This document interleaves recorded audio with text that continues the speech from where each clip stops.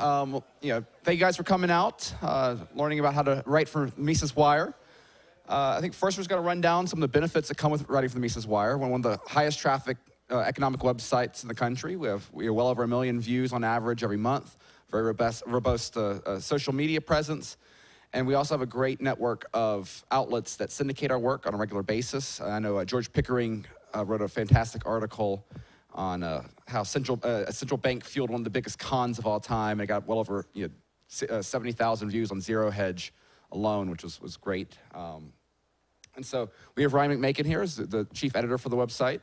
And he's going to talk about some of the stuff he looks for submissions, some good advice for writing, and just helping communicate the message. Should we start with that? Yeah. Oh, okay. So I don't know how many, I should ask, raise your hand if you go to Mises.org more than once a week. Oh, okay. How about every day? That's pretty good. Okay. So we update it 6 times a week. And generally the core is 3 times a day. There's a morning article, there's a lunchtime article, and then there's an afternoon archival article, right? Something that Rothbard or Henry Hazlitt wrote, something like that. But usually more. Often end up with 4 or 5 posts a day, especially if you include the Power and Market side feed. Do we still use the term blog anymore? I don't know. But there's stuff over on the right that you should check out. That smaller post, kind of using old material and so on. So we try to offer a bunch of stuff every day. Some of it's short, some of it's long. But most of the new stuff is going to be more of a traditional column, right? Like 700 to 1,000 words, that sort of thing. And really the goal that I have for the new material is that it be applied Austrian economics, or applying the information that we have from our books and from our scholars over time. And what I mean by that is you take, just say, some Austrian economics wisdom related to the minimum wage, for example. And so some state wants to pass some new minimum wage law, or some other country or something, and then you take the wisdom from these past scholars and you apply it to this new situation. So that's really the ideal article, is that we take stuff that we already know or insights that we already have, and then we apply them to a new situation. And that's what gets interest from people, because usually if you just have something about something that Carl Menger said in 1908 about something, it doesn't get a lot of clicks, and it doesn't get a lot of shares, and it doesn't bring a whole lot of people to the website. It's good that those things are on the website, because we do get a ton of organic traffic from people searching, doing research, and ending up on the site. However, in terms of new stuff that's getting updated every day, we like it to have some connection to what's going on right now in terms of news items and timely information and that sort of thing. So as new writers, generally the best way to get my attention, to get something to go up quickly, is if it's on the short side, 700 to 1,000 words, it deals with something that's timely and new and going on, that people in general might even notice, not just people who are hardcore libertarians, but people who are just paying, a well-informed person is aware of these various things that are going on in the news. And if you can find some way that we can bring some wisdom to it from Rothbard or Hazlitt, then that's going to look really good for our site, and probably something that will make me very happy to put up there. So as time goes on, if you establish yourself as a regular writer and so on, then we can get away with maybe more speculative, longer pieces and so on. But certainly when you're starting out at it, you want something that's shorter, that's simpler, and which relies upon the more established information and the established ideological writings that we already have at the site. Absolutely. If any of you attended Jeff Dice's talk yesterday, he talked about, we should take pride in being second handlers of ideas, that, a lot of the great work, the heavy lifting's been done. So, if you're just jumping in there with some abstract theoretical piece, again, going through programs like this, there's value in kind of thinking that stuff out, but for the website and things like that, we're looking for ways that we can repackage these ideas in ways that make them relevant to the people, in everyday audiences. And really, this has been a strength of the Austrian School for a very long time. I mean, when Mises came to America, much of his writings were for lay people, right? speaking in front of business groups. And so that's the sort of content that we're always looking for, and we also have a great deal of success in getting attention to. So do you have anything else? Well, there's a couple things, like misconceptions I think we could address. One thing is you shouldn't worry too much if there's an article. Say you have an idea and you want to approach a certain topic. I keep coming back to minimum wage because that's like the low-hanging fruit topic, but any number of topics. And often people will say, oh, well, I saw there was already an article on this topic on the website. You really shouldn't worry too much about that. I mean, our website has so many thousands of pages and articles and books and all of that. I can guarantee you that somebody at least touched on something you're writing on at some point before. But people read these articles and then they forget about them pretty quickly. So there's really no problem with reiterating information, with coming back to topics and explaining it in a new and interesting way, and just inserting new information into it. And so that really shouldn't be a reason to not write something. A good reason to not write something would be if you suspect that nobody cares about the topic other than you. This is a really obscure thing. If you can't keep it relatively short, it's just too complicated, you need 4,000 words to explain it, that's probably not real good. Or if it just seems like it doesn't fit the style or the tone of the website. Because obviously, even though Mises.org and Breitbart might run 2 articles on a similar topic, obviously their tone and conclusions and the way they look at the world is going to be very, very different. And so you have to keep that sort of thing in mind as well. Mises.org is nice because we have our brand it's highbrow compared to something like Breitbart or RushLimbaugh.com or something like that. You can't just say, hey, look at this stupid thing these Democrats are doing, and we all know they are stupid, and then just kind of like act like it's just a big in-joke where, I'm just, hey, look how dumb these people are. It's like new ways to own the libs, It's... Right. I mean, that's just not sufficient. You got to like explain things, and I try to get people to imagine who they're writing for. So our readers, they tend to be pretty well-educated people. A lot of them are professionals. A lot are academics and scholars, but also a lot of them are doctors or accountants or stockbrokers, a lot of financial sector people. And you got to imagine they're coming into work in the morning and they're just trying to procrastinate maybe for a few minutes before they start their workday, and then, okay, I'll check Mises.org, and then they look at it, and then they read an article, and it takes 6 minutes to read, say, if it's about 700 words, and they come away and they think, oh yeah, that was an interesting article. Sometimes they might come away from the article thinking, well, I don't agree with everything in the article, but it seems plausible and there were some interesting facts in there. It's not like you got to write something that everybody's going to agree with all the time, just something that people might find interesting and feel gratified that they came away with some new way of looking at things. So have like examples and information and interesting stuff, and then make it easy to read. Using like really big words and sounding real smart and stuff, that's not really good. You want to sound like you're just a normal person explaining something to somebody in a way that they would understand using normal English. And so just think in your mind the person who might be reading this. The other time of day they might be reading is when the daily email goes out in the afternoon and they get it. And we time it to go out in the afternoon, right about that time in the workday when people start to get bored. And this is about 3 p.m. and they get bored and they're just trying to look for ways to maybe kill a little bit of time. I just, I only got 2 hours more of work, and what can I do to just do less work before 5:30 rolls around? So they click on our email and they may, read one of the articles, and you think, okay, this person's already bored, right? And they're already looking for something to just kind of make them interested for a few minutes. So you want to think in terms of that as well.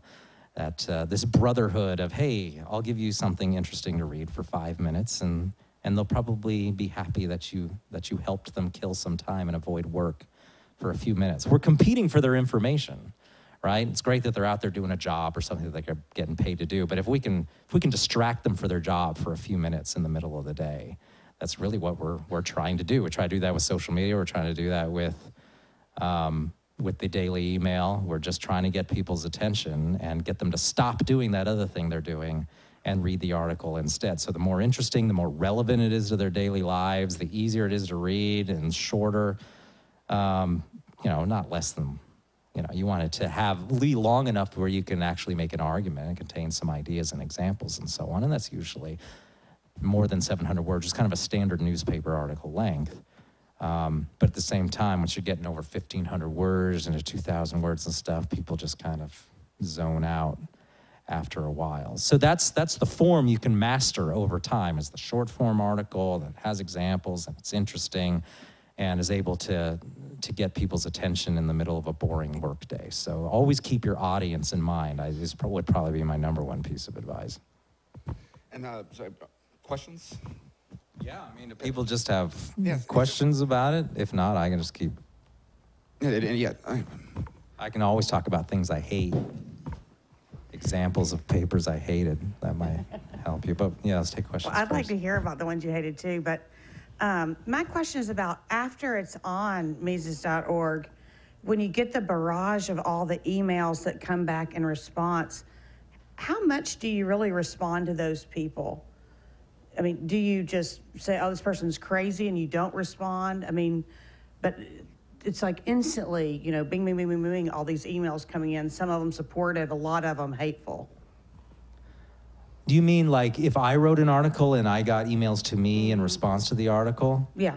Well, I can tell you in the days of social media, I don't get many emails anymore in response to articles. Back before people could just comment on the website or they could go on Facebook or Twitter and tell the whole world what an idiot I am for some article I wrote.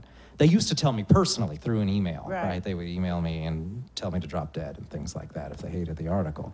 But they don't do that much anymore. Do you respond in the comments much? Sometimes, but I will usually only respond to people who agree with me. It's the same way in social media. Like, I don't want to get into like angry debates with people and things like that. Like, if they make a comment that's really easy to just link to something else that somebody else wrote on Mises' article, like, we already covered that topic, or here's why you're wrong, and then I just link to it. But I don't normally get into debates with people in our comment section. Now, I do like our comment section. There's some pretty smart people on there, even people who disagree with us.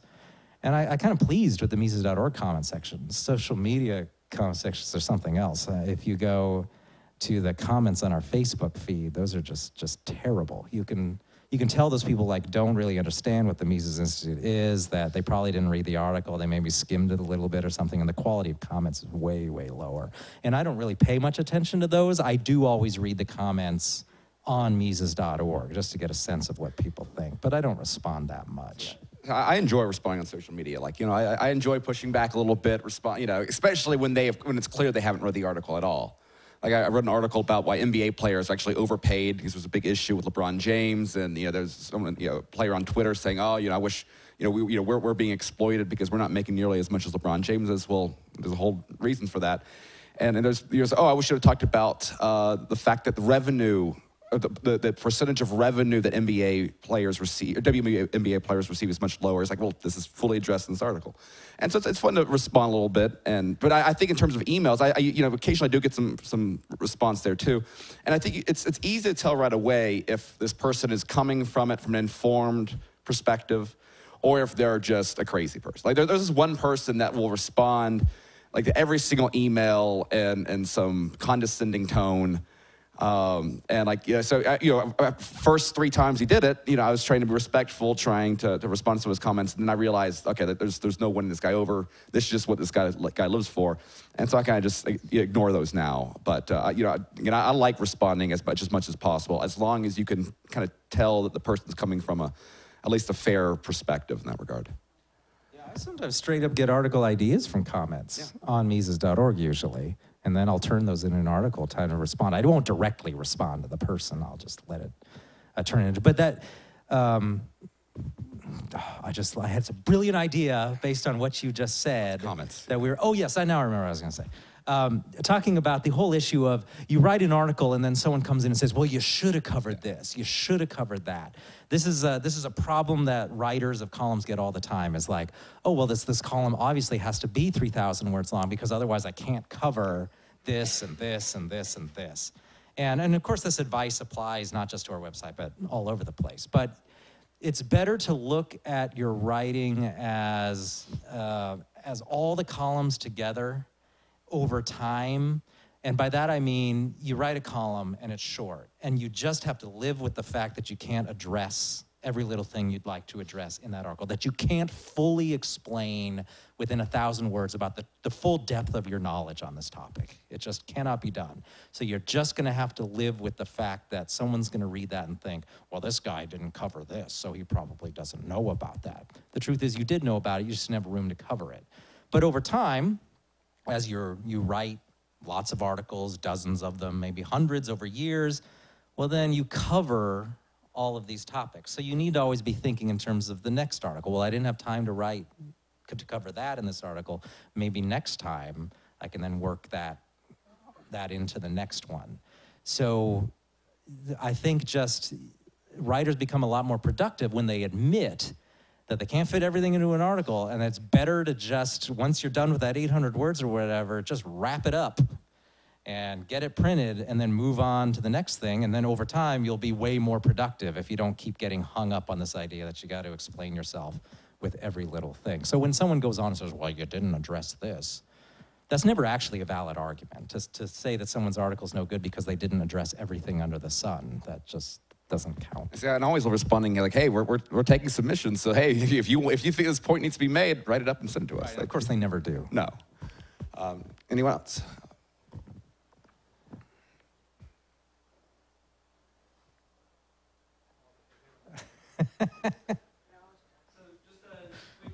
Do y'all like edit or go over the articles that are submitted to y'all? Like, okay, yeah, because I have atrocious grammar, so.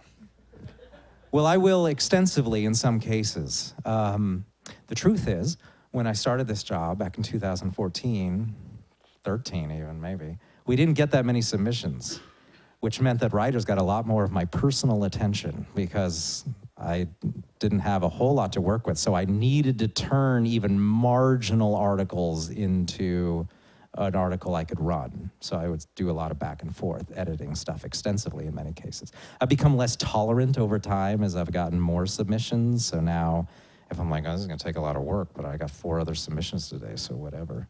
That I now have that luxury. But I am always looking for, especially I want to add new writers, so I'm always looking for if someone shows potential for I can work with them and come up with a good article. And often if I can just cut out a paragraph or 2 and that improves the article, that's always great. Small grammatical error, I don't really care about that much at all. Those can be easily corrected. It's usually if the article's like lacking in examples or it's just not plausible, or the tone is wrong, or the person's just straight up wrong about something, that would usually, but sometimes I'll just send it back and say, I think this is wrong, you either need to take it out or change it. Depends on the writer. Some writers are really open to that, and then they just send it back with a change, and then we can run it. I don't really care like what you believe in your heart of hearts or anything like that. I'm just evaluating the article on what's in it and whether the writers will like it. And I know it's finding friends that are willing to read over your stuff before you submit it too, because I know, when you write an article, in yourself and your own voice, going through it, it's always kind of difficult. There's always stuff that you kind of overlap because you know what you're trying to say, and so it's easy to gloss over. And so finding some people that you trust, just to read it over, just for little things like that, trying to find that support group personally is very helpful. Floyd Lilly, who's a volunteer here, she's always, I try to have her read my stuff before I put it up there. She's always very helpful in that regard.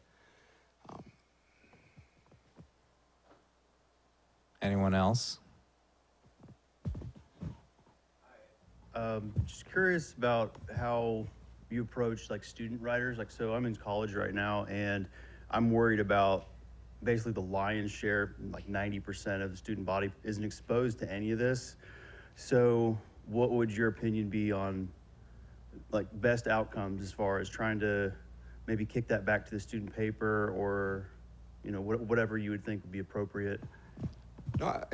We've had several Mises U students that have gone back and start, pushing these ideas in their student papers, and that's always wonderful. And it could be something as simple as kind of what Ryan was talking earlier. If you can just kind of, put a Rothbard quote in something about a pretty mainstream topic, like the minimum wage. And the great thing is that if you get two people, of anyone that reads it, kind of curious about it, and then they end up Googling Murray Rothbard, well, all of a sudden you have the red pill is there, right? You can just follow down that rabbit hole. And also, if you are writing for student papers, then please email us and let us know. Like we're happy to put a shout out on the Power and Market blog. We love, especially you guys as being Mises U students. You're now part, of the family. We want to help promote you guys. When you're out there and you're pushing these ideas. And so staying in contact with social media, email, et cetera, if you're out there and you're finding your own ways of spreading these ideas, then as much as possible as we can help you promote them, then that's what we're here for. Yeah, I don't mind, and I like it when people make me aware of the stuff that's out there, columns that's out there, stuff that maybe had run on our site. I mean, when I think about how would we change it from like something maybe that ran on our site, like if you were a writer and you wrote something for our site and you thought this would be good in a student paper or just the local paper, something like that, you should feel free to modify it for that. The audience will be different, right? Like our audience, it can't be super basic. Like to write an article informing our readers that there's this economist named Ludwig von Mises and he was a really interesting guy and he had these great insights. Well, our readers already know all that. But that might be an appropriate thing to maybe discuss slightly in like a local paper or something like that, where people are totally oblivious to this stuff and you're introducing them to just the very basics of that. And so sometimes you can just take something that you wrote for us and then adapt it differently, rewrite it slightly with a different tone and some more basic information for another publication. That's perfectly fine. And as long as we're on the topic of like reprinting or reframing stuff, I often get the question of, well, if I run this on my personal blog, will you still print it? And yeah, usually the answer is fine, unless you have some insanely popular personal blog that gets like 20,000 views a day or something like that.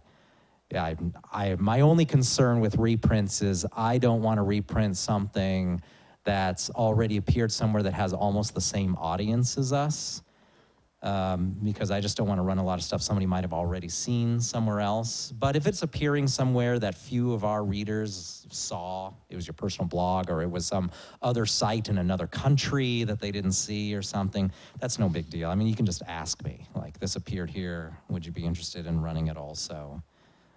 Or if I run it here, will you not want to run it? I mean, for easy to answer questions like that, I have no problem with answering them. Any email that takes less than 3 minutes to answer, you have a pretty good chance of getting it answered. It's just when you want like long explanations about something that I run out of time and I can't do it. Doesn't mean you don't make me mad when you ask for things or anything like that. It's just a matter of time management that the harder to answer stuff or the harder to read articles and the longer to read articles, those tend to kind of move down just because the pressure of deadlines get me reaching for the easier to publish articles, and then the harder questions don't get answered sometimes is all. Any other questions?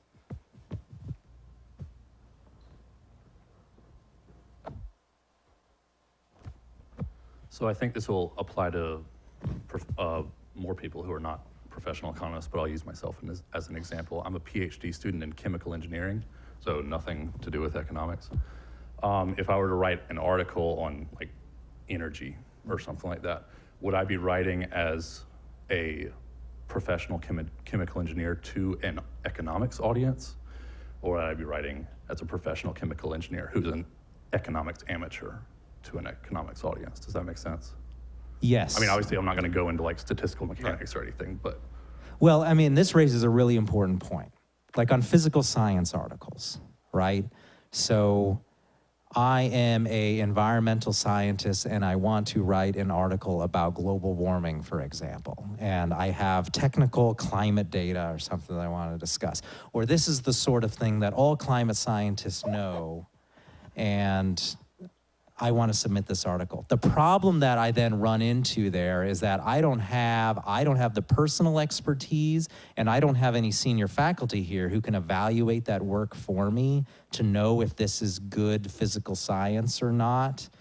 And so I tend to have to, unless something is so well sourced and so easy to fact check, I usually just have to avoid like an article that's well outside the realm of what our expertise is here as economists and historians and so on at Mises. Now, if you say we're writing something as an engineer and it was based on personal experience, or the main focus was on public policy around some aspect of that, then that's perfectly fine. If the main thing is always public policy or the implications of regulating, say you're working on an oil rig or something, here are the implications of regulating oil rigs, then that would be fine and good, because I like that. I don't think I get enough energy articles. I would love to see more articles about oil or whatever. And so it's just got to make sure that most of it is really about the political realities or the economics of it, and to keep it real simple and another example would be get articles about like health or things like the food pyramid or agriculture and what sort of food is being produced and how maybe government regulation has changed the way the food gets produced or the nutritional value of food and things like that.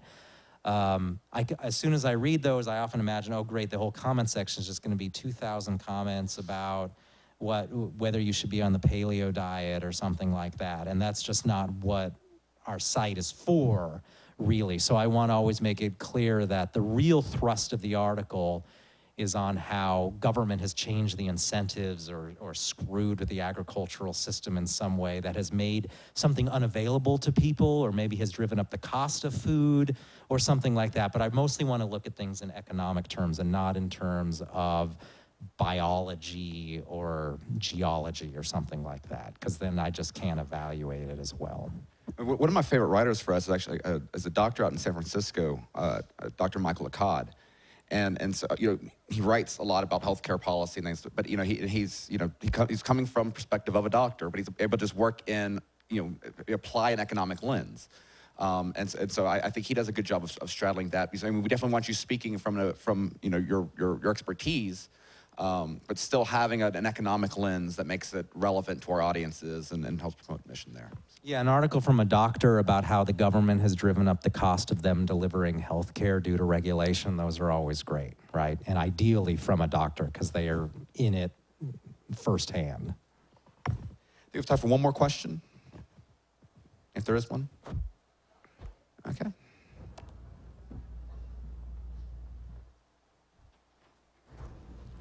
Okay, since the topic of being paid for articles hasn't come up, I'm guessing that the majority of articles that you run is on a voluntary basis.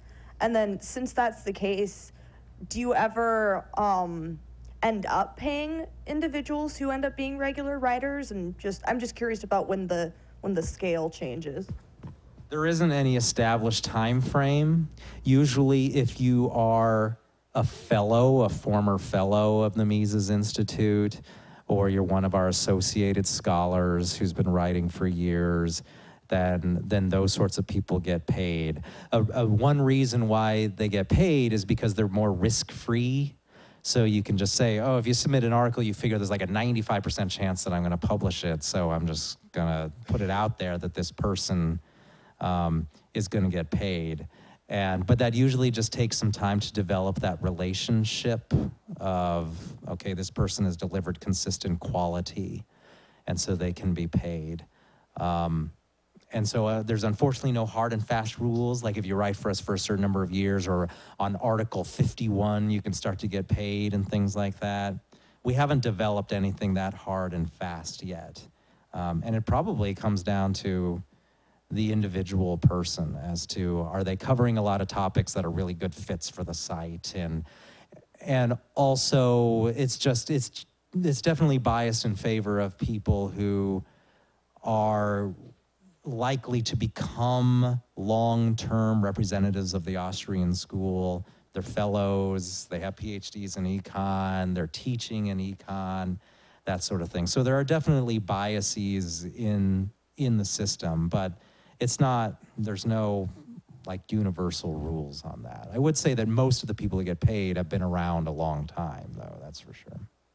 Hey, basically, if you can establish value, if you have a proven track record of over and over and over again of your articles being picked up by outside places, of being successful, you have to provide something that makes it worthwhile for us to, want to have your services as opposed to someone else. And it's like, if that's at the end of the day, and that's very hard to do. It's in that regard. So again, we're looking for people that are invested in art, that are invested in the institute, that can promote the ideas, and go through our programs and. Yeah, the purpose of the payment is really to kind of buy people's loyalty, really, to just kind of, to put it in that way, is that, look, this person's creating all sorts of great content and other people want it too, because we start to see it appearing other places and things like that. Then that would certainly be an incentive then, in terms of we want this person to write for us most of the time. But you don't have to go write for other people. It just has to be, oh, if my feeling, when I see your name in my inbox, my feeling is, oh, thank God, there's an article that I'm going to have to barely edit, and it's going to be real good and central to our topic, and it's going to be short and easy to read. And then also, oh, this person's also easy to work with in terms of editing. That's really good too, because then you always got the people who, here's an article I submitted, and if you change one word in this article, you'd better get my clearance, and we're going to go back and forth 10 times about it until we get the article just right. And it's like an 800-word article, and everyone will forget about it 5 minutes after they read it. That's not really worth it to me. So if you're going to be real difficult about editing, that doesn't help either. It's just to Okay, I think that's it. Thank you guys very much.